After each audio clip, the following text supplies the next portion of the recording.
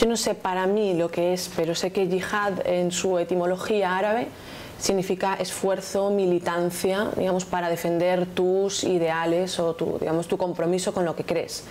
Entonces eso pues tiene una parte que puede llevar en su caso extremo a la lucha armada para defender tus ideales en el contexto sobre todo religioso en el que se utiliza, pero al extrapolarlo a cómo se utiliza fuera de los contextos árabes, se utiliza mucho asociado únicamente con grupos extremistas religiosos, y ahora mismo como puede ser el Estado Islámico autodenominado Estado Islámico, que no es Estado y tampoco es islámico, para, digamos, englobar a toda una especie de ente abstracto de integristas religiosos.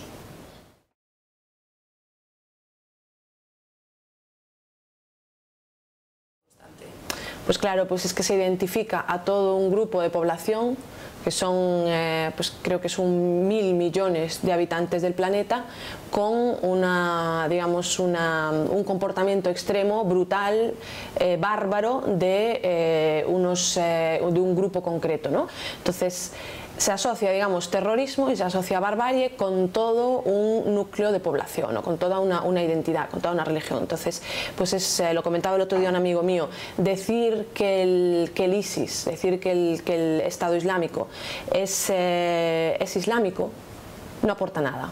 Decía mi amigo, decía, es cierto, igual que es cierto que los nazis eran alemanes, pero no aporta nada en realidad, ese dato, ¿no? O sea, no te ayuda a entender necesariamente por qué se conforma eso como se conforma, ni es representativo de un sentir religioso ni de una creencia religiosa. Entonces la gente, cuando la señalas con el dedo de esa manera, tiende a refugiarse a menudo, digamos, muchas veces en el radicalismo. Muchas veces se fomenta el radicalismo precisamente señalando con el dedo pues a un gran grupo de población. Si tú los arrinconas, pues lo más probable es que la gente se radicalice.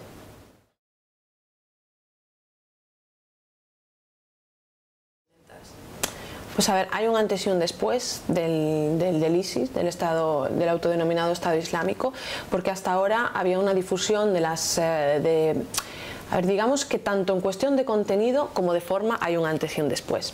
Es decir, hace ya unos años que se retransmiten atrocidades y que se muestran vídeos de atrocidades. Digamos, el principal ejemplo de esto es el propio gobierno sirio, que durante años pues ha estado compartiendo vídeos de las torturas a prisioneros, de las atrocidades que cometen contra la población civil, para disuadir a la propia población de cualquier forma de disidencia. Pero el objetivo del régimen era aterrorizar a su propia población. Lo que ocurre con el ISIS es que tiene un objetivo mucho más amplio, que es reclutar a miembros para su grupo. Entonces necesitan, digamos, una campaña mucho más amplia, mucho más internacional, porque es un grupo que no se limita a una zona, a un país concreto, o sea, supera y trasciende lo local. Entonces tienen que llegar mucho más allá para reclutar miembros.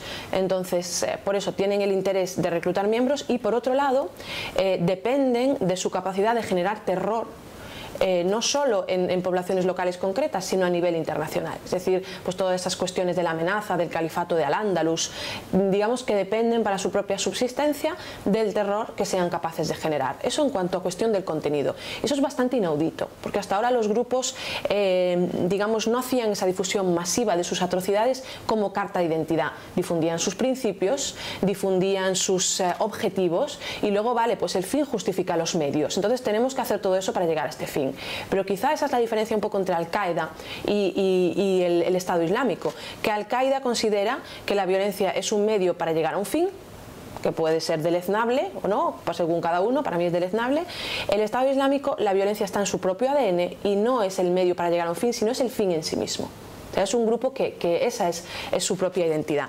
Entonces, eso en cuestión al contenido y al objetivo. Luego, en cuanto a la forma, pues han llegado mucho más lejos que cualquier grupo anterior. Hasta ahora veíamos vídeos pues hechos con herramientas online de streaming, en el momento, pues vídeos bastante cuestionables en cuanto a la calidad, y el Estado Islámico ha invertido muchísimo en unas producciones audiovisuales que ya son de HD, que se han convertido en prácticamente superproducciones, tienen incluso videojuegos que no tienen nada que envidiar a los videojuegos que se están haciendo digamos en grandes empresas de videojuegos.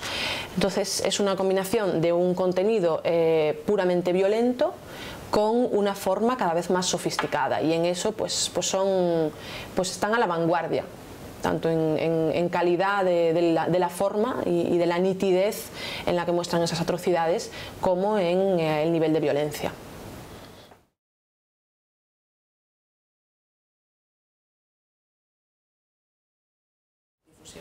Pues yo creo que los discursos del odio en la red, la única forma de combatirlos, porque la prohibición no va a hacer que desaparezcan, o sea, va a seguir ahí. Entonces yo creo que la única forma de combatirlos es crear otro tipo de discursos, y eso es lo que están haciendo los activistas de la región, que son los principales víctimas. O sea, las víctimas de estos grupos terroristas autodenominados islámicos son musulmanes, o sea, eso es obvio, ¿no?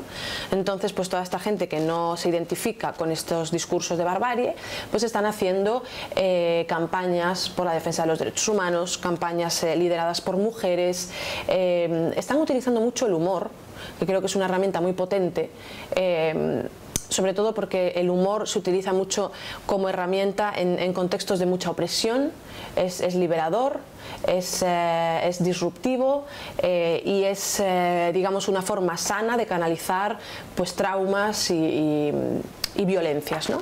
Entonces hay unas campañas ahora contra ISIS en la red, pues burlándose, haciendo burla del himno, bailando danza del vientre con el himno, distorsionando las caras de los militantes del Estado Islámico.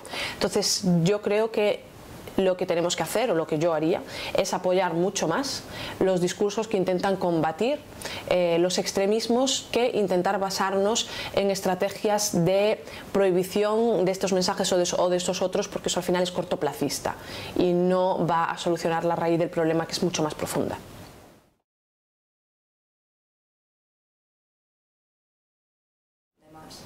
Yo he sentido miedo toda mi vida porque al ser de origen sirio, pues yo creo que el nivel de fascismo que había enquistado en Siria con la dictadura de los Assad no lo conocía prácticamente nadie, excepto la propia población siria. Entonces yo crecí en Galicia, pero incluso en Galicia, por tener un padre sirio, hablaba sobre Siria en susurros. O sea, teníamos tan interiorizado pues esa situación de orwelliana de 1984, de incluso de controlar tus pensamientos, pues que ha sido muy duro llegar a esa situación de ruptura de la censura. Entonces con el 2011, cuando la gente salió a la calle en Túnez, luego en Egipto, luego en Siria, pues se creó sobre todo, pues lo primero que se rompió fue ese muro de censura, hubo una especie de explosión de la libertad de expresión, yo me sumé también a eso, empecé a hablar de un país del que nunca había hablado más que indirectamente. Entonces, como toda la gente que trabaja en esto, pues estamos continuamente sujetos a posibles amenazas y ataques de los matones de Assad, que no están solo en Siria, sino que están por todo el mundo. Hace un par de días mataron a una figura religiosa que vivía en Londres, que era contrario al régimen de Siria, y lo han matado en Londres. O sea, gente supuestamente, que no se ha esclarecido del todo, vinculada a la dictadura de Assad en Siria.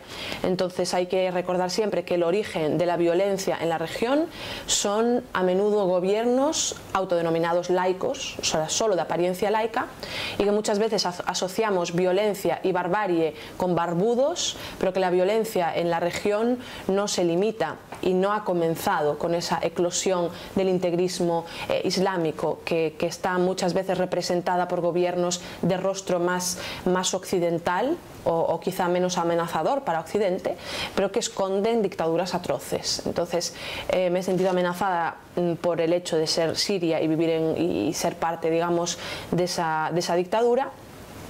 Y por supuesto pues hay trolls y hay gente que te acosa en las redes sociales, también de extremistas religiosos. Pero vamos, es un riesgo que corremos todos. Yo no creo que yo corra más riesgo que la mayoría.